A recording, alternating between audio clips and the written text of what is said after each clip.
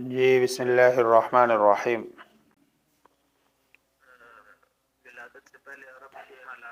نحمده ونصلی ونسلم علی رسولہ الکریم۔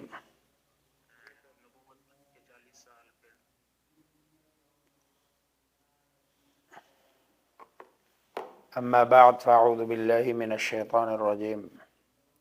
سورۃ المائدہ آیت نمبر 6۔ یا ایہا الذین آمنوا اذا قمتم الی الصلاة فاغسلوا وجوہکم وایدیکم الی المرافق وامسحوا برؤوسکم۔ اسلامی احکامات میں جو سہولتیں ہیں یہ اللہ تبارک و تعالیٰ کا ہم پر بہت بڑا احسان ہے۔ یہ جو آیت ہے اس میں ایک تو وضو کا طریقہ بتا دیا، فرائض بتا دیے کہ اے ایمان والو جب تم نماز کے لیے اٹھو تو اپنے چہرے اور کوہنیوں تک اپنے ہاتھ دھو لو،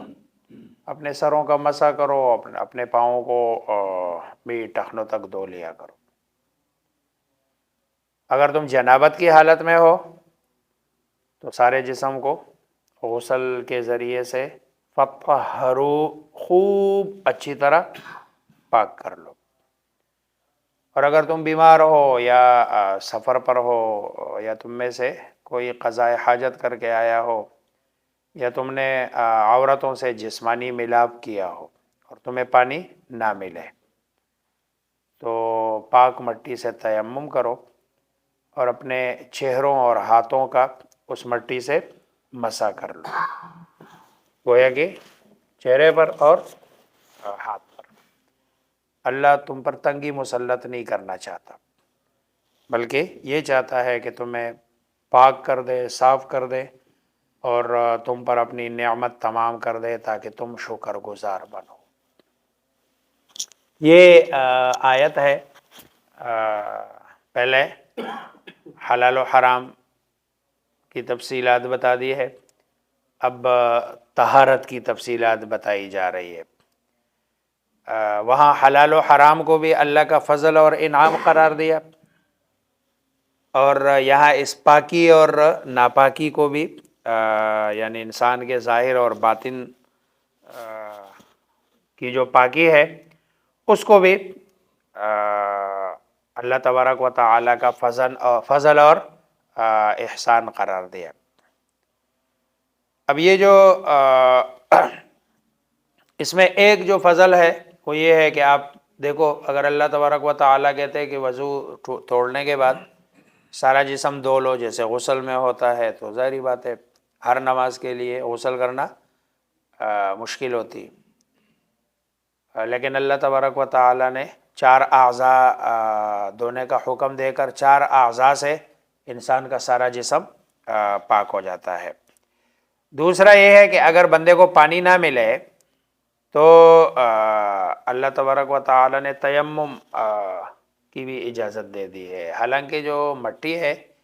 یہ تو بندے کو ملوث کرتی ہے، مطلب ہے مٹی سے بندہ پاک نہیں ہوتا، صاف نہیں ہوتا، بلکہ مٹی سے تو اگر کہے کہ مزید بندہ آلودہ ہوتا ہے، لیکن یہ اللہ تبارک و تعالیٰ نے فرمایا نہیں۔ اچھا، مٹی ایسی چیز ہے جو آپ کو کہیں بھی مل جاتی ہے، پانی کا تو پھر بھی چلو کہیں ملے کہیں نہ ملے، لیکن مٹی جو نا کہیں بھی مل جاتی ہے۔ اس لیے آپ اگر وعلیکم السلام اگر جو نا وہ ہاتھ پہ پیر لے تو صفائی ہو جاتی ہے۔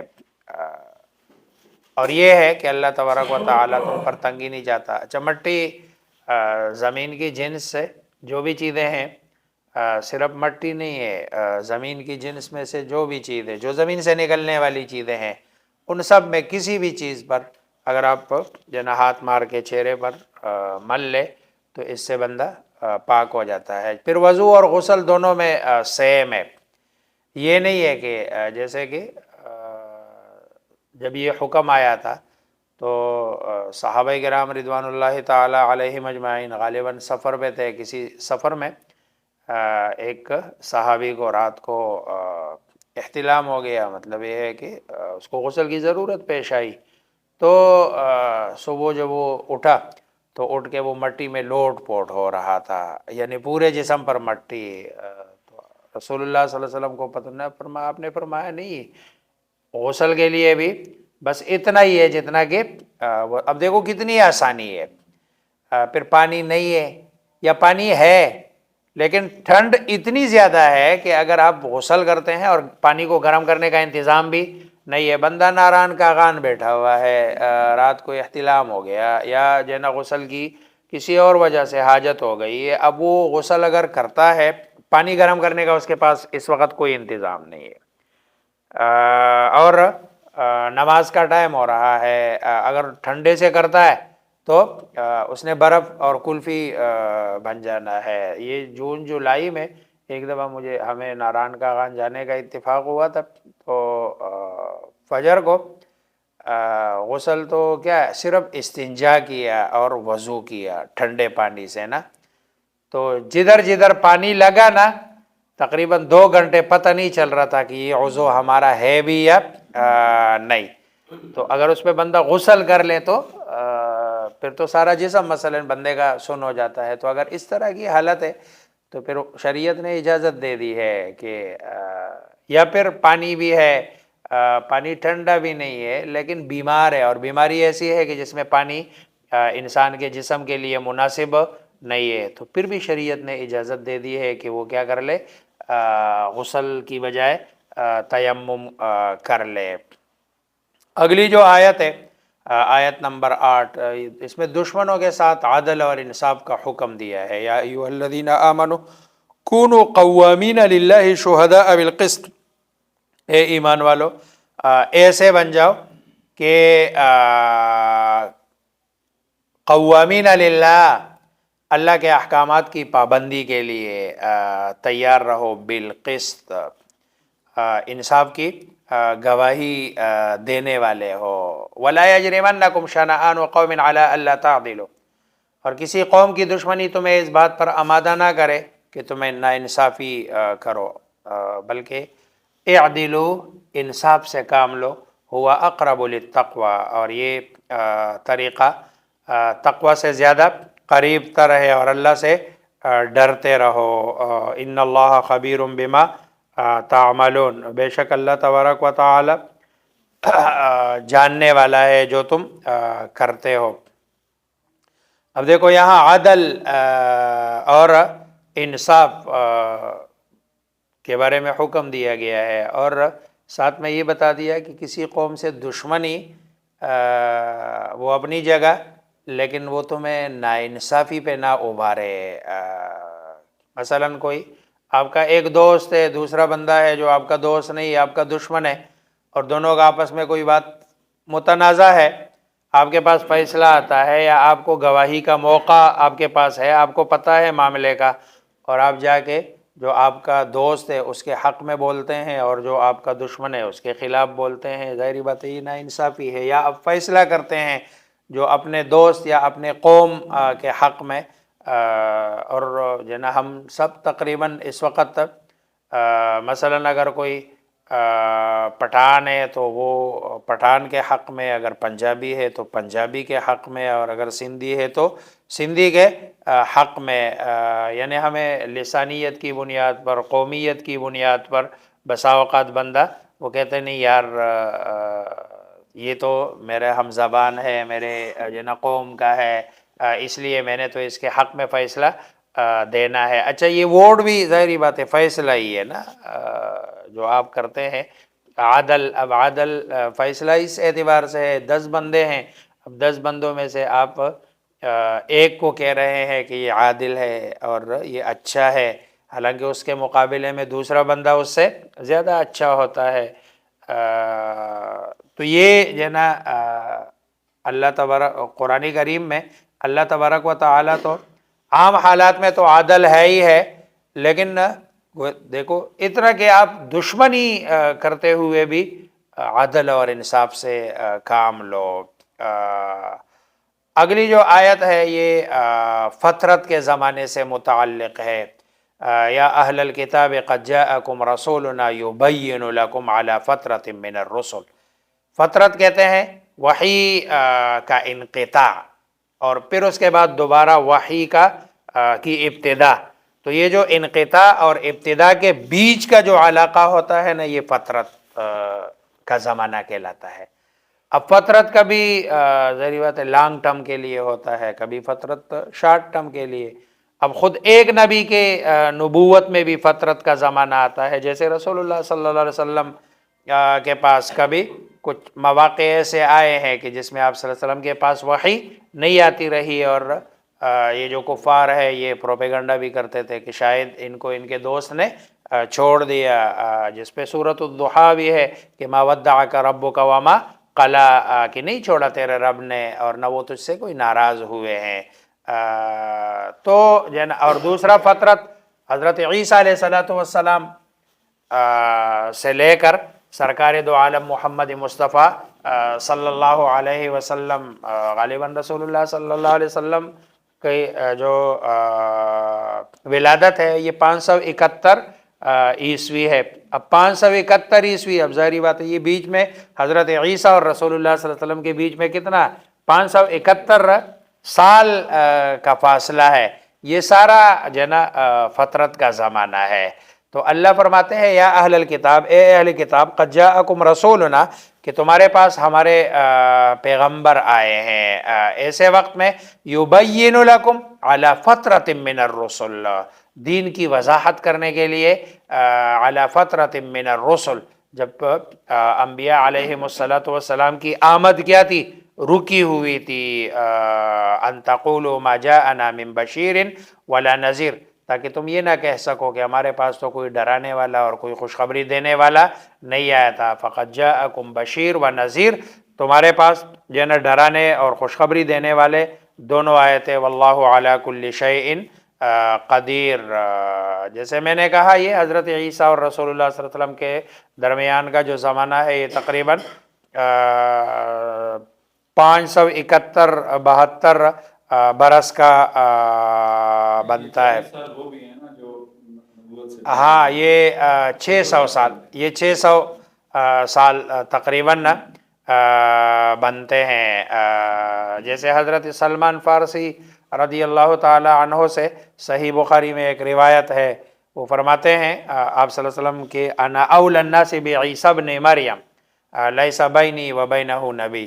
جو سب سے زیادہ قریب ترین ہوں نا میں حضرت عیسیٰ ابن مریم کے ہوں، اور عیسیٰ ابن مریم اور میرے درمیان کوئی نبی بیچ میں آیا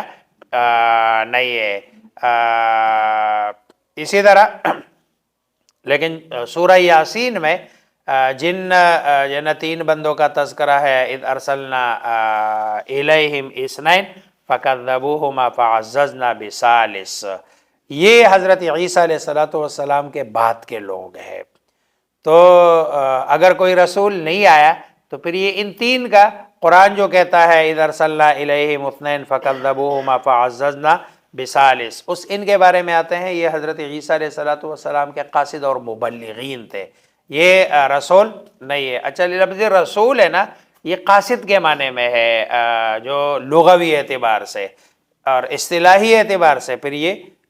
ایک جو ہے نا عہدہ ہے جو اللہ تبارک و تعالیٰ کی طرف سے کسی کو ملتا ہے. ہر لفظ کا ایک لغوی معنی ہوتا ہے، ایک اصطلاحی معنی ہوتا ہے. یہ آج کل نا یہ جو لغوی معنی اور اصطلاحی معنی کی سمجھ نہ ہونے کی وجہ سے بہت ساری چیزوں میں جو ہے نا وہ لوگ گڑبڑ کر رہے ہیں. اور اس بات کو جیسے وہ آج کل ایک لمبا مسئلہ بڑا ماری کا تلارا چل رہا ہے KPK میں کہ تراویح مطلب نہیں ہے. یہ ایک منیر شاکر کے نام سے ایک ہے جو ہے نا وہ عالم، پہلے بھی یہ پیر سیف الرحمان کے زمانے میں شاید اگر آپ کو پتہ ہو، یہ وہاں پیر سیف الرحمان اور منیر شاکر یہ 2 بندے تھے جس پہ پھر جو ہے نا وہ آپس میں لڑتے تھے، اور اس لڑائی میں پھر آرمی والوں نے بھی کیا تھا اور ان کو وہاں سے کر دیا تھا باہر. بہرحال وہ آج کل کہتا ہے کہ کوئی تراویح نہیں ہے، اس کا کوئی وجود نہیں ہے اور اس طرح کی باتیں. وہ کہتے ہیں کہ قرآن و حدیث میں مجھے کوئی بتائے لفظ تراویح. دیکھو بھائی قرآن و حدیث میں لفظ تراویح تو اس لیے تراویح تو ایک نام ہے اس کا، نام تو کوئی بھی ہو سکتا ہے نا، کسی بھی چیز کا نام، یہ تو بعد میں نام جو ہے نا وہ جنہوں نے کہہ دیا، اور شاید اس کا نام تراویح اس لیے رکھا ہے کہ یہ تراویح جو ہے نا یہ ترویحۃ کی جمع ہے، اور ترویحہ اصل میں کہتے ہیں یہ روحہ سے ہے، روحہ، روح کہتے ہیں آرام کو، جو ہے نا جیسے آپ کہتے ہو نا استراحت، تو یہ آرام کو کہتے ہیں، تو چونکہ اس تراویح میں درمیان میں صحابہ کرام رضوان اللہ تعالی علیہم اجمعین، اور جیسے اب بھی جو ہے نا وہ ہم راحت کرتے ہیں، کیا مطلب تھوڑی دیر کے لیے بیٹھتے ہیں، اس لیے اس کو تراویح کا جو نام، اب نام سے جو ہے نا وہ نہیں، جیسے لفظ سنت ہے نا، سنت ایک جو لغوی معنی ہے یہ طریقے کو کہتے ہیں، اور اس معنی کر تو سنت اللہ کی بھی ہوتی ہے، جیسے قرآن کہتا ہے کہ وَلَن تَجِدَ لِسُنَّتِ اللَّهِ تَبْدِيلًا، آپ اللہ تبارک و تعالیٰ کے سنت کو چینج نہیں کر سکتے ہیں، سنت تو رسول اللہ صلی اللہ علیہ وسلم کا طریقہ بھی ہو سکتا ہے، اچھا سنت تو میرا اور آپ کا طریقہ، کیونکہ اس کے میننگ ہی معنی ہی کیا ہے، طریقہ ہے، لیکن دوسری طرف جو سنت کے معنی ہے نا وہ ہے جس کو ہم کہتے ہیں رسول اللہ صلی اللہ علیہ وسلم کا وہ عمل کہ جس پر رسول اللہ صلی اللہ علیہ وسلم نے ہمیشگی فرمائی ہو، مواظبت فرمائی ہو، یہ نا اب یہ والا جو سنت ہے یہ اور ہے، اور سنت لغت کے اعتبار سے اور ہے، لغت کے اعتبار سے تو سنت فرض کو بھی کہتے ہیں کہ اللہ نے حکم دے دیا، اب مثلا نماز بھی رسول اللہ صلی اللہ علیہ وسلم کی کیا ہے، سنت ہے، کیونکہ آپ نے یہ طریقہ کس نے سکھایا، اللہ تبارک و تعالی نے نماز کا طریقہ تو نہیں بتایا، اللہ نے تو صرف اتنا بتا دیا کہ نماز پڑھو، اب نماز پڑھنے کے بعد جو نماز پڑھنے کا حکم دینے کے بعد اب یہ نہیں بتایا کہ بھائی آپ نے 2 رکعتیں 4 رکعتیں 8 رکعتیں 6 رکعتیں اور جو ہے نا پڑھنی کیسے ہے، تکبیر تحریمہ، قیام، رکوع، سجدہ، طریقہ کار کیا ہے، یہ سب کس نے بتایا، رسول اللہ صلی اللہ علیہ وسلم نے، تو یہ بھی تو سنت ہے، اس لیے سنت کی جو اصطلاح ہے نا ایک لغوی معنی میں، اور لغوی معنی میں سنت کا معنی طریقہ ہے، اور ایک ہے اصطلاحی معنی میں، اور اصطلاحی معنی میں جو ہے نا سنت بمعنی جو ہے نا وہ یہ ہے، یہ جو دوسرا اصطلاحی معنی میں جو سنت ہے نا یہ ٹرمنالوجی یہ فقہا کی ہے،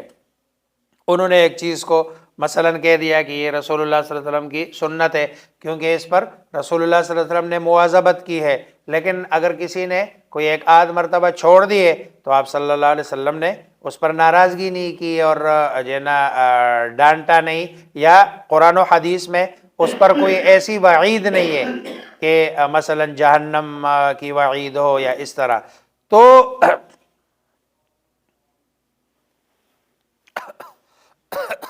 آج کل مسئلہ یہ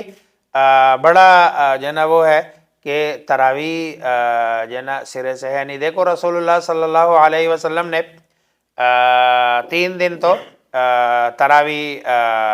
پڑھائی ہے، یہ تو اس کا تو کوئی بھی انکار نہیں کرتا، پھر آگے چوتھے دن صحابہ انتظار کرتے رہے، آپ صلی اللہ علیہ وسلم جو ہے نا چوتھے دن نہیں آئے، اور اینڈ پہ جا کے جب آئے تو آپ نے فرمایا کہ یا آواز دی، ایک روایت میں ہے کہ بھئی آپ لوگ اپنی اپنی پڑھو اور میں نہیں آتا ہوں، اور اس لیے نہیں آتا ہوں کہ کہیں تمہارے ذمے یہ واجب اور ضروری نہ ہو، تو پھر حضرت عمر رضی اللہ تعالیٰ عنہ نے ابی ابن کعب اور تمیم داری ان دونوں کی ذمہ داری لگائی، اور جماعت کے ساتھ باجماعت جو ہے نا تراویح کا اہتمام کرایا، اور سارے پڑھتے رہے، اس کے بعد صحابہ میں سے کسی نے بھی نکیر نہیں کی، ہاں لیکن 2 باتیں ہے، مطلب تراویح سنت ہے، فرض نہیں ہے، اس میں تو کوئی دوسری رائے نہیں ہے، لیکن ہمارے معاشرے میں مطلب ہم ہمیشہ افراط و تفرید کا شکار ہوتے ہیں، بعض لوگ تراویح کو ایسے سمجھتے ہیں جیسے کہ فرض ہو، جان بھی جا رہی ہے نا تو تب بھی کھڑا ہوتا ہے، مطلب نئی شریعت میں اتنی مطلب ہے سختی نہیں ہے. اگر کوئی آدمی نہیں پڑھتا یا کسی وجہ سے وہ جا رہا ہے تو ہم اس کو برا بھی سمجھ رہے ہوتے ہیں، تو ہمیں نہیں برا سمجھنا چاہیے. لیکن اس کو اتنا آج کل اصل میں یہ جو سوشل میڈیا ہے نا، اس سوشل میڈیا نے جو لوگوں کا بیڑا غرق کر دیا. آہستہ آہستہ لوگوں کے دلوں سے دین کے مسائل کی جو عظمت ہے اور دین پر عمل کرنے کی جو عظمت ہے وہ ساری آہستہ آہستہ کیا ہو رہی ہے، نکل رہی ہے جو ہے نا وہ. اور وہ اس سوشل میڈیا کی وجہ سے کہ بہت ساری چیزیں یہ لوگ مطلب ہے اس طرح بیان کرتے ہیں. اب اگر آپ کہو نا کسی کو کہ بھئی تراویح سنت نہیں ہے، نفل ہے، پڑھو تو پڑھو، نہ پڑھو تو چھوڑ دو، آپ کو مسجد میں میرے خیال میں بڑی مشکل سے تراویح پڑھنے والا کوئی ملے گا. دیکھو کیا ہے، چلو ایک سیکنڈ کے لیے لیکن ایک بندہ تراویح پڑھتا ہے، چلو نفل سمجھ لے ایک سیکنڈ کے لیے، لیکن تراویح پڑھتا ہے، دیکھو آپ اس کو اپریشیٹ کریں اور اس کو اچھا سمجھے کہ بھئی جو بندہ پڑھ رہا ہے 40 جو ہے نا وہ روزانہ اضافی سجدے کر رہا ہے. اور حدیث میں آتا ہے کہ بندہ سب سے زیادہ جو میرے قریب ہوتا ہے وہ سجدے کی حالت میں ہوتا ہے. تو گویا کہ وہ 40 مقامات قرب حاصل کر رہا ہے. تو اس کی آپ تشجیع کرے اور کہے کہ نہیں یہ بہت اچھا ہے، بجائے اس کے کہ آپ کہو کہ بھئی تراویح کوئی سرے سے نماز ہی نہیں ہے. یہ آہستہ آہستہ یہ غامدی ٹولہ ہے یا اس طرح کے جو منکرین حدیث ہے، یہ آہستہ آہستہ جو ہے نا وہ اس طرح کی چیزوں کو کر رہے ہیں کہ بھئی نہیں یہ حلال نہیں، یہ حرام نہیں، یہ جو ہے نا نماز نہیں، یہ نماز نہیں. پھر حدیث میں آتا ہے رسول اللہ صلی اللہ علیہ وسلم کا فرمان ہے کہ اگر کسی آدمی کے فرائض میں کوئی کمی کوتاہی رہ جائے نا، اللہ سنت اسے پوری کریں گے. اور اگر اللہ سنت سے نہ پوری ہو تو نوافل سے اللہ تبارک و تعالی جو نا اس کو پوری کریں گے. پھر ہم نے بزرگوں سے سنا ہے کہ انہوں نے لکھا ہے، غالباً کسی بہت بڑے عالم کا قول نقل کرتے تھے کہ اگر کوئی آدمی نفل چھوڑ دینا تو اس کو سنت چھوڑنے پر جرت ہو جائے گی. یعنی اگر نفل نہیں پڑھتا تو سنت چھوڑنے پر اس کو جرت ہو جاتی ہے. اور جو بندہ سنت چھوڑنا شروع کر دیتا ہے تو تھوڑے عرصے بعد وہ فرض کے چھوڑنے پر اس کو جرت ہو جاتی ہے. اور جو بندہ فرض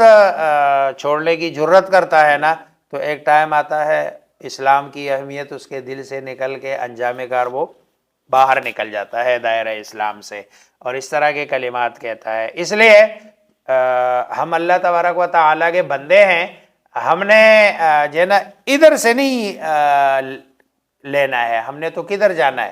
اوپر والے یعنی آخری جو اللہ کے جتنے احسانات ہیں نا، تو اس احسانات کو مد نظر رکھتے ہوئے ہم نے اوپر سے سٹارٹ لینا ہے، نیچے سے نہیں. اگر اوپر سے سٹارٹ لیا، وہ جیسے پھر تراویح 20 ہے یا جو ہے نا وہ 8 ہے، وہ کسی نے پوچھا بھائی 8 تراویح ہوتی یا نہیں ہوتی، انہوں نے کہا 8 ہو جاتی ہے، 12 نہیں ہوتی ہے، 12 رہ جاتی ہے. تو 8 تراویح جو ہے نا ہو جاتی ہے لیکن 12 رہ جاتی ہے. اچھا اس پہ نا یہ جو لفظ ہے نا تراویح، یہ ترویحت ان کی جمع ہے. ترویح جیسے میں نے کہا نا 4 رکعت کے بیچ جو بیٹھنا ہے نا، اس کی وجہ سے اس کو اچھا جو ہے نا عربی میں 3 جو ہے نا وہ ایک مفرد ہوتا ہے، دوسرا تثنیہ ہوتا ہے، اور تیسری چیز جو ہے نا وہ جمع ہے. مفرد کا مطلب ہے 1 ترویح، ڈوول کا مطلب ہے 2 ترویح ہے یعنی 8 کم از کم، اور تراویح کا مطلب یہ ہے جمع یعنی کم از کم 12، کم از کم 12. کیونکہ جمع کے جو کم سے کم 2 جمع نہیں ہے. اگر یہ جو ہے نا بیچ میں ایک ہی یعنی 8 تراویح ہوتی نا تو پھر ظاہری بات ہے جنہوں نے یہ تراویح کا نام تو میں نے نہیں دیا، یہ تو محدثین کے زمانے سے چلا آ رہا ہے لفظ تراویح. رسول اللہ صلی اللہ علیہ وسلم کے زمانے میں نہیں تھا یہ لفظ تراویح. وہ قیام اللیل ہے یا قیام شہر رمضان ہے، جو بھی نام ہے اس زمانے میں، لیکن بات کا نام جو نا تراویح. اب تراویح دینے والے نے دیکھو عربی تو وہ سمجھتا تھا نا کم از کم، تو اگر 8 رکعتیں تھی اس زمانے میں تو ترویحتین کہہ دیتا، کہ بھئی 2 تراویح ہے، لیکن یہ کہہ رہے تراویح، تراویح کا مطلب یہ ہے کہ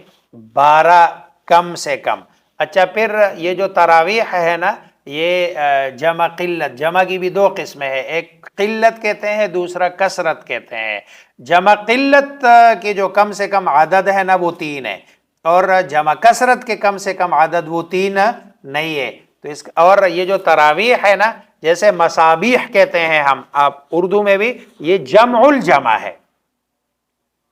جس کو جمع اقصا کہتے ہیں، یہ جمع الجمع ہے، جمع نہیں ہے۔ تو یہ تراویح بھی جمع الجمع ہے، تو 12 سے بھی کام نہیں چلے گا، جمع قلت سے تو 16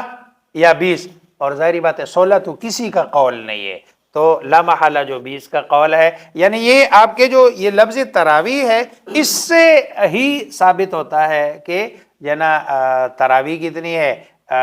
20۔ لیکن بہرحال اگر کسی نے کوئی بالکل نہیں پڑھتا اور کوئی بندہ 8 پڑھ لیتا ہے، تو ظاہری بات ہے نہ پڑھنے والے سے وہ 8 پڑھنے والا بہرحال کیا ہے، بہتر ہے۔ جو 20 پڑھ لیتا ہے وہ اس سے بہتر ہے، مقامات قرب ہے، جس کو جتنے زیادہ کیا ہو جائے، حاصل ہو جائے، اور جو جتنا زیادہ۔ اچھا لیکن جو ہے نا وہ مسئلہ یہ ہے کہ جو لوگ تراویح کو سنت سمجھتے ہیں، میں ان کی بات کر رہا ہوں جو سنت سمجھتے ہیں، وہ ساتھ میں قرآن کریم کو بھی ایک مرتبہ رمضان میں سننے کو بھی سنت سمجھتے ہیں۔ تو چلو جن مساجد میں تراویح 8 ہوتی ہے تو اس میں تو ٹھیک ہے، قرآن تو پڑھا گیا، لیکن یہ جو حنفیوں کی مساجد ہے جن میں تراویح 20 ہوتی ہے، اس میں یہ 8 کے بعد جانے کا تو مطلب ہے آپ نے تو 1.25 پارے میں سے روزانہ کتنا سن رہے ہیں، آپ آدھا پارا سن رہے ہیں، پون چھوڑ رہے ہیں، آدھا سن رہے ہیں، پون چھوڑ رہے ہیں، تو اینڈ پہ جا کے آپ کے جو 25 دن میں آدھے آدھے پارے میں، یعنی گویا کہ 12.25 پارے آپ نے سن لیے، اور باقی جو ہے نا وہ 18 پارے آپ نے کیا کر دیے، چھوڑ دیے سننا۔ تو اگر آپ نے 8 ہی پڑھنی ہے تو ظاہری بات ہے پھر ایسی جگہ پڑھے کہ جدھر 8 تراویح پڑھی جاتی ہے، کہ کم از کم آپ جو قرآن کی تلاوت ہے، جو قرآن پڑھا جاتا ہے، وہ تو بندہ کیا کر لے، سن لے۔ اب یہ چیزیں ایسی ہے کہ کچھ چیزیں ایسی ہوتی ہے جس کو آپ وہ جو قرآن و حدیث سے دلائل اس پہ، تو اس میں بڑی ساری بحث یہ ایسی ہے کہ جو بالکل مطلب ہے دنیاوی اعتبار سے ایک بات کو جو ہے سمجھانے والی، یا لغت سے کسی چیز کو سمجھانے والی بات ہے۔ بہرحال بات چلی ہے سنت سے، تو کہ حضرت عیسیٰ اور رسول اللہ صلی اللہ علیہ وسلم کے بیچ میں کوئی اور وہ جو لوگ آئے تھے نا وہ حواری تھے حضرت عیسیٰ علیہ السلام کے، جس کا سورہ یاسین میں تذکرہ ہے، اور جن کو آپ نے ہی یہ اہل قریہ والوں کی طرف تبلیغ اور دعوت کے لیے بھیجا تھا۔ اگلی جو آیت ہے جس میں فلسطین میں اللہ تبارک و تعالی نے داخلے کا حکم دیا، یہ اصل تو بنی اسرائیل کا ملک تو فلسطین ہے، یہ مصر تو گئے ہیں حضرت یوسف علیہ السلام کے زمانے میں، اور حضرت یوسف علیہ السلام بھی ظاہری بات ہے گئے نہیں ہے، ان کو تو لے جایا گیا۔ پھر اللہ تبارک و تعالی نے وہاں حالات ایسے بنائے کہ وہ وہاں کے بادشاہ بنے، ان کو حکومت ملی، سلطنت ملی، تو پھر یہ سارے وہاں گئے۔ تو یہاں پر جب یہ فراعنہ کی حکومت آ گئی ہے، اور فراعنہ نے بنی اسرائیلوں کو تنگ کرنا، اور پھر حضرت موسیٰ علیہ السلام کو قتل کرنے کے لیے بنی اسرائیل کے بچوں کو قتل کرنا، بچیوں کو زندہ چھوڑنا، جب یہ سارا ہوا تو اللہ تبارک و تعالی نے بنی اب یہ بھائی تو مار دیا، اب پریشان ہے، اس کا کرے گیا، بیٹھا ہوا ہے اس کی میت کے، تو فبعث اللہ غرابا یبحث فی الارض، اللہ تبارک و تعالی نے ایک کوا بھیجا ہے، اور اس نے پھر جو ہے نا وہ زمین کھودی، اور زمین کھود کے اس میں اپنا ایک مردہ کوا، تو یہ سارا وہ سین دیکھ کر یہ بھی سمجھ گیا، اور یہ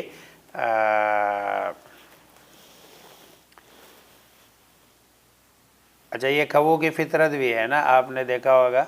کہ کوے اپنے یہ انسان کے اس معاملے میں تھوڑے سے قریب ہے، جیسے انسانوں کا کوئی بندہ مر جاتا ہے نا تو یہ سارے بین کرتے ہوئے جو ہے نا وہ آتے ہیں، یہ کوے بھی جب ان کا کوئی مر جائے نا تو سارے کاں کاں کاں کاں کرتے ہوئے، جیسے گاؤں دیہات میں کوئی مرنے کے بعد ہر گھر سے خاتون جو ہے نا وہ آدھا برقع پہنا آدھا نہیں پہنا اور ایک جوتا جو ہے نا ایک جیسا اور دوسرا، اور دوڑ کے جا رہی ہوتی ہے اور چیخ چیخ کے پورے گاؤں کو پتہ چل جاتا ہے۔ کووں کی بھی یہی جو ہے نا وہ ہے مسئلہ، تو جو ہے نا ان کے بھی جب تک وہ اس کو کوئی نہ کرے اس وقت تک شور مچاتے رہتے ہیں۔ تو اللہ تبارک و تعالی نے حابیل کی لاش کی تدفین کے لیے بھی کوے سے کام لیا، اس نے اپنی چونچ سے اور پنجوں سے زمین کو کریدا اور مردے کوے کو یا کوئی بھی دوسری چیز تھی اس نے زمین میں دفن کر دیا، لیُریَہُ کیف یواری سوءۃ اخیہ، تاکہ وہ دکھا دے اس کو کہ کیسے اپنے بھائی کے میت کو لاش کو چھپائے۔ سوء یہ لاش پہ بھی بولا جاتا ہے، اور اعضائے مستورہ جو انسان کے جو اعضاء ہیں نا چھپے ہوئے ان پر بھی بولا جاتا ہے سوءۃ اخی، تو یہاں لاش کو چھپانے کے لیے۔ بہرحال میت کی جو تدفین کا ہے ایک فطری عمل ہے، اور اس سے جسم انسانی کی حفاظت بھی ہوتی ہے اور اس کی توہین اور تذلیل بھی نہیں ہوتی، ورنہ اگر ایسے چھوڑ دے تو کوے آئیں گے، چیل آئیں گے، مختلف قسم کے جانور آئیں گے جو اس کی چیر پاڑ کریں گے۔ اس کے علاوہ میت کو ٹھکانے لگانے کے جتنے بھی طریقے ہیں وہ سارے غیر فطری ہے، فطرت کے خلاف ہے۔ اب آگے چونکہ قتل ہو گیا تو قتل تو فساد فی الارض ہے، اور اللہ تبارک و تعالی اور اس کے رسول کے احکامات کی جو ہے نا مخالفت ہے، اس لیے آگے انما جزاء الذین یحاربون اللہ ورسولہ ویسعون فی الارض فسادا ان یقتلوا او یصلبوا او تقطع ایدیہم وارجلہم من خلاف۔ اب اس آیت میں یہ انما جزاء الذین یحاربون اللہ ورسولہ دو چیزیں بتائی ہے، جو اللہ اور اس کے رسول سے لڑتے ہیں، ویسعون فی الارض فسادا، اور زمین میں فساد پھیلاتے ہیں۔ اکثر مفسرین کہتے ہیں اس آیت سے میں جو لوگ مراد ہے نا وہ ڈاکو ہے جو اسلحے کے زور پر لوگوں کو لوٹتے ہیں، چوری اور چیزیں،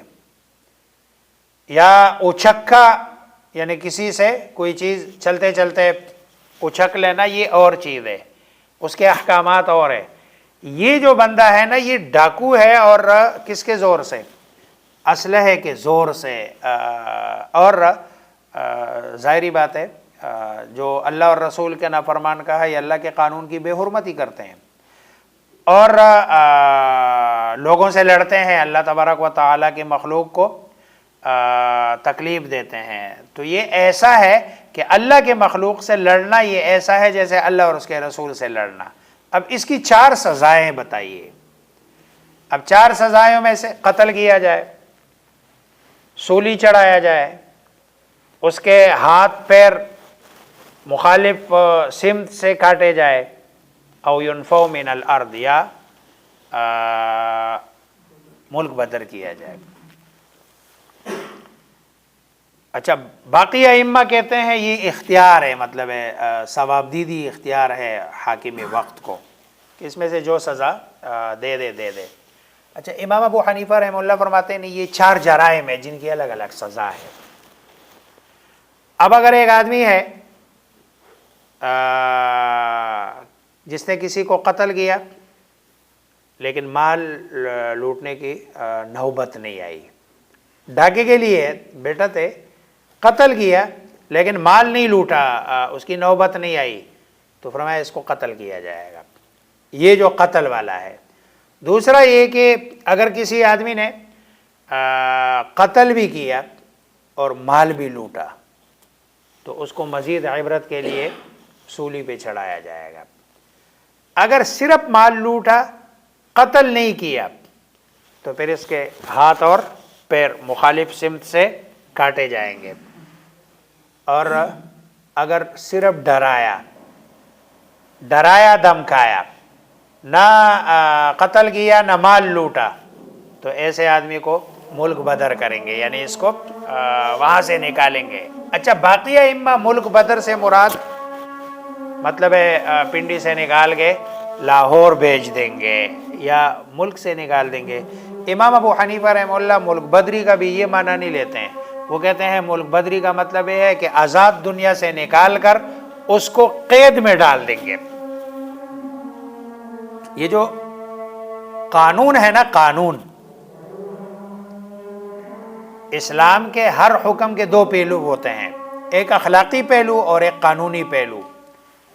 قانونی پہلو کو جتنا امام ابو حنیفہ سمجھتے ہیں، یہ کوئی بندہ اور کوئی امام نہیں سمجھتا۔ صحابہ کرام رضوان اللہ تعالی علیہم اجمعین کے بعد دین اسلام کے جو قانونی پہلو ہے نا، اس میں سب سے زیادہ سمجھ اللہ تبارک و تعالی نے کس کو دی ہے؟ امام ابو حنیفہ رحمہ اللہ کو اللہ تبارک و تعالی نے دی۔ اب دیکھو کیسے اس آیت سے پورا ایک ضابطہ اور قانون بنا دیا کہ بھائی جنا یہ جرم ہے تو یہ سزا، یہ جرم ہے تو یہ سزا، یہ جرم ہے تو یہ سزا۔ اچھا، پھر ينفوا من الارض، باقی سارے وہ کہتے ہیں کہ بھائی آپ کیا کر دو اس کو۔ حضرت عمر رضی اللہ تعالی عنہ نے اپنے زمانے میں کچھ لوگوں کو جلا وطن کیا تھا۔ وہ جس نے کوئی اس طرح کا جرم کیا اس کو جلا وطن کیا، ادھر جا کے وہ مرتد ہو گیا۔ جلا وطن کرنے کا مطلب ہے دارالاسلام سے نکالو، دارالحرب میں بھیجو اس کو۔ اب دارالحرب میں بھیجنے کا نتیجہ یہ ہو گیا کہ وہ وہاں مسلمان، یہاں مسلمان تھا صرف مجرم تھا، اور وہاں جا کے مجرم سے کافر بھی ہو گیا اور مرتد ہو گیا۔ اس لیے حضرت عمر نے کہا لا اغرب بعدہ مسلمہ، آج کے بعد کسی مسلمان کو میں جلا وطن نہیں کروں گا۔ اسی طرح ایک روایت میں ہے کفا بالنفی فتنہ، کہتا ہے کہ فتنے کے لیے کسی کو جلا وطن کر دینا کافی ہے۔ امام ابو حنیفہ رحمہ اللہ یہاں ایک بہت عجیب نقطہ بتاتے ہیں۔ وہ کہتے ہیں نا، آپ اگر کسی آدمی کا مثلا جس شہر میں وہ رہ رہا ہے، ماں ہے، باپ ہے، رشتہ ہے، ناتا ہے، تعلق ہے، یار ہے، دوست ہے، وہاں اس کے پاس گناہ کے مواقع کم ہوتے ہیں۔ گناہ کے مواقع کم ہونے کے بعد اور گناہ سے روکنے والی چیزیں بھی کثرت کے ساتھ ہے۔ وہ جی باپ دیکھ رہا ہے، ماں دیکھ رہی ہے، وہ رشتہ دار دیکھ رہا ہے، دیکھو محلے دار دیکھ رہا ہے، اس کے باوجود بھی وہ گناہ سے باز نہیں آ رہا۔ جب آپ نے اس کو جلا وطن کر دیا تو وہ جو گناہ سے روکنے والی چیزیں تھی نا، وہ بھی تم نے کیا کر دیے؟ ختم کر دیے۔ تو نفس اور شیطان کا تو اس پر آلریڈی غلبہ ہے، اور جو رکاوٹیں تھی وہ رکاوٹیں تم نے جلا وطن کر کے ختم کر دیے۔ اس لیے وہ ادھر جا کے تو ادھر اگر قتل کرتا ہے، ایک آدھ بندے کو قتل کیا، ادھر جا کے یہ پورا جناب وہ جتنے گناہ ہے سارے کرے گا۔ اس لیے وہ کہتے ہیں جلا وطن ایسے نہ کیا جائے۔ جلا وطن کا مطلب یہ ہے کہ اس کو قید میں ڈالو۔ اب ظاہری بات ہے، جو قید میں ڈالو تو ایک کمرے میں ہوگا، وہاں سرے سے گناہ کا موقع ہی ختم ہو جائے گا۔ جب گناہ کا موقع ختم ہو جائے گا تو پھر یہ گناہ نہیں جناب وہ آج کل بھی دنیا میں جناب مطلب ہے آج کل یقین کرو کراچی میں، ہم تو پھر بھی ٹھیک ہے، کراچی میں آج کل اتنی بری حالت ہے کہ کوئی بندہ گھر سے باہر نکلتے ہوئے اس یقین کے ساتھ نہیں نکلتا کہ میں واپس اپنا موبائل یا جو اپنا پرس ہے وہ واپس گھر لے آ سکوں گا یا نہیں۔ وہ میرا بھائی ہے ادھر کراچی میں، چھوٹا ادھر کام کرتا ہے، ایک فائبر کمپنی ہے یہ جو نیٹ وغیرہ اور یہ چیزیں لگاتے ہیں اس میں۔ تو کہتے ہیں اس دن ہم اپنی گاڑی میں بیٹھے ہوئے تھے، سوزوکی ان کے پاس ہوتی ہے وہ لوگوں کے، کہیں اگر کسی کا کیمرہ ویمرہ خراب ہو یا نیٹ ویٹ ہو تو اس کو ٹھیک کرنے کے لیے، کہتے ہیں ہم 3 بیٹھے ہوئے تھے، اور یہ مغرب اور عصر کے بیچ کا ٹائم تھا، ہم انتظار میں تھے کہ چلو افطاری کریں گے۔ کہتے بندہ آیا اور اس نے یوں ٹک ٹک کیا، ہم نے وہ کھولا اور اس نے کہا کہ بھائی تینوں اپنے اپنے موبائل نکالو. کہتے ہیں ہم سے موبائل 3 لے لیے اور چلے گئے. بالکل مین مطلب ہے مین بازار میں ہم کھڑے تھے, لوگ بھی ادھر ادھر سارے گھوم پھر رہے ہیں, لیکن کون ہے اپنی جان مطلب ہے خطرے میں ڈال کے یا وہ کر کے. باقی حکومت ہے نہیں, کوئی روکنے ٹوکنے والا ہے نہیں. یہ اس طرح کے جو نا یہ جو سزائیں ہیں نا, اس طرح آپ دیکھو اس بندے کی سزا جس نے, یہ ڈاکہ ہی ہے نا, اب ڈاکہ ڈالا. اچھا ڈاکے میں یہ ڈاکہ جرم زیادہ اس لیے ہے کہ یہ صرف اللہ کے حکم کو نہیں بلکہ حکومت وقت کو بھی چیلنج کر رہا ہے. دیکھو چور حکومت وقت کو چیلنج نہیں کر رہا ہے, وہ چھپ کے کر رہا ہے تاکہ کسی کو پتہ نہ چلے. یہ کھلے عام کر رہا ہے, اس کا مطلب ہے کہ یہ سرکار کو بھی, وہ جو کہتے ہیں نا ریٹ آف دی گورنمنٹ کو بھی چیلنج کر رہا ہے. تو ایسے اگر 2 بندوں کے جی سرکار کو بالکل پیسے ملیں گے تو یہ کام ہوگا نا. تو یہ ہے آپ کسی بھی یہ اور ایک پیر کاٹ دو, یقین کرو پھر جو ہے نا وہ بندہ گن پوائنٹ پہ چیز لیتے ہوئے 100 مرتبہ سوچے گا کہ بھائی پکڑا گیا. تو پھر ان کے پاس تو خیر لسٹ بھی ہوتی ہے ساری جتنی بھی 10 نمبریوں کی, ان کو پتہ ہوتا ہے کہ یہ علاقہ کس کا ہے, وہ کس کا ہے, وہ کس کا ہے اور کس نے کی ہے. لیکن بہرحال بریگیڈیئر صاحب والی بات ہے کہ وہ ان کے ساتھ ملے ہوئے ہوتے ہیں, ان کو ان کا حصہ. ہمارے تو جیلوں میں بھی اشرافیہ تو جاتا نہیں, جس کو ہم اشرافیہ کہتے ہیں, وہ جیلوں میں نہیں جاتا. ادھر بھی سارے 10 نمبری ہوتے ہیں, ادھر بھی اسلام نہیں ہوتی جس طرح اسلام کا. آپ کے اس کے لیے مطلب ہے ابھی جو ہے نا آپ کو شاید اس کا علم نہ ہو, یہ ابھی جیلوں میں باقاعدہ مدارس ہے. ابھی جیلوں میں باقاعدہ مدارس ہے. اس دفعہ اڈیالہ جیل کے ایک لڑکے نے جو جیل میں ہے پورے پاکستان میں اپنی کلاس میں پہلی پوزیشن لی ہے.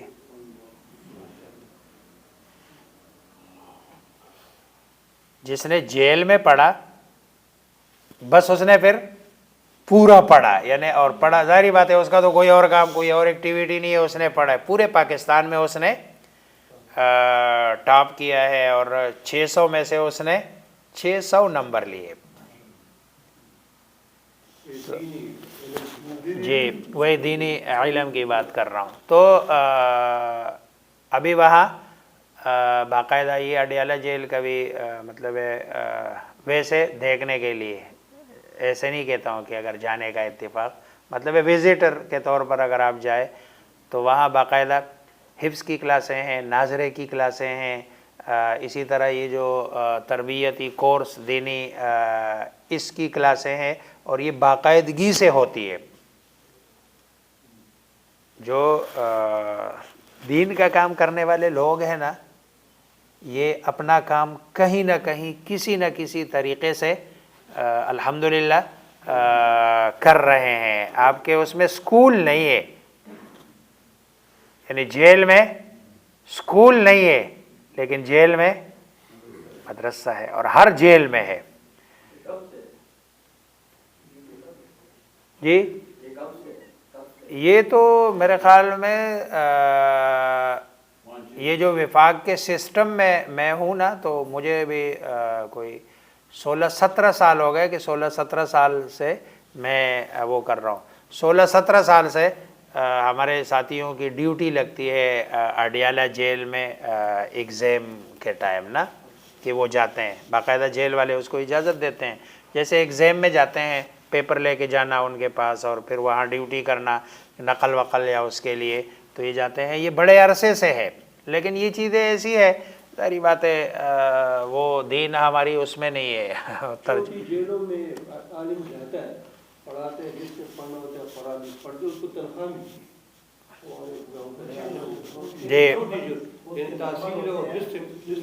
نہیں, یہ تو اڈیالہ جیل میں تو باقاعدہ کلاسیں ہیں, باقاعدہ کلاسیں ہیں. اور یوں سمجھ لے کہ کہ میں نے اس دن پوچھا تھا وہ جو جیل میں پڑھانے والا ہمارا ساتھی ہے، اس نے پتہ نہیں کوئی 300 یا 350 بندے پڑھتے ہیں. ایسے بھی آئے کہ بندہ مثلا 40 سال کا ہے اور کوئی قتل کیا، جو بھی کیا، دیکھو قتل بھی بسا جی ہاں، تو اس نے پہلے حفظ کیا، پھر نمازی پرہیزگار بنا، تہجد گزار بنا، پھر اس کے بعد کتابیں اس نے پڑھ لی. مطلب یہ ہے جیل سے نکلتے ہوئے وہ پورا عالم بن کے نکلا. یہ جتنی بھی آپ کے جو بڑے علماء ہیں نا، یہ جتنی انہوں نے کتابیں لکھی ہے، ان میں سے اکثریت جیل کی لکھی ہوئی ہے. مالٹا کے جیل میں شیخ الہند حسین احمد مدنی، یہ انہوں نے یہ جیل میں ان کی لکھی ہوئی کتابیں. پہلے زمانے میں بڑے بڑے علماء جیل میں کتابیں لکھتے تھے، اب جو ہے نا وہ جہاز میں سفر کے دوران لکھ لیتے ہیں، کیونکہ اب جیل والا علم جی وہاں سے تو پڑھاتے رہے. یہ حسین احمد مدنی کے بارے میں آتا ہے واقعہ، کتابوں میں لکھا ہوا ہے کہ جب یہ اس میں تھے نا مالٹا میں، تو رمضان آیا. یہ 3 بندے تھے، ایک مولانا عزیر گل صاحب ہے. مولانا عزیر گل یہ عدنان کاکا خیل کے دادا تھے، ٹھیک ہے. اور ایک مولانا حسین مدنی تھے، اور ایک شیخ الہند محمود الحسن تھے. تو جب رمضان آیا تو شیخ الہند رحمہ اللہ نے کہا یار بہت جو نا وہ ہے پریشانی، اس دفعہ ہمارے ساتھیوں میں حافظ کوئی نہیں ہے، تو رمضان میں حفظ مطلب ہے ہمیں تراویح کون پڑھائے گا؟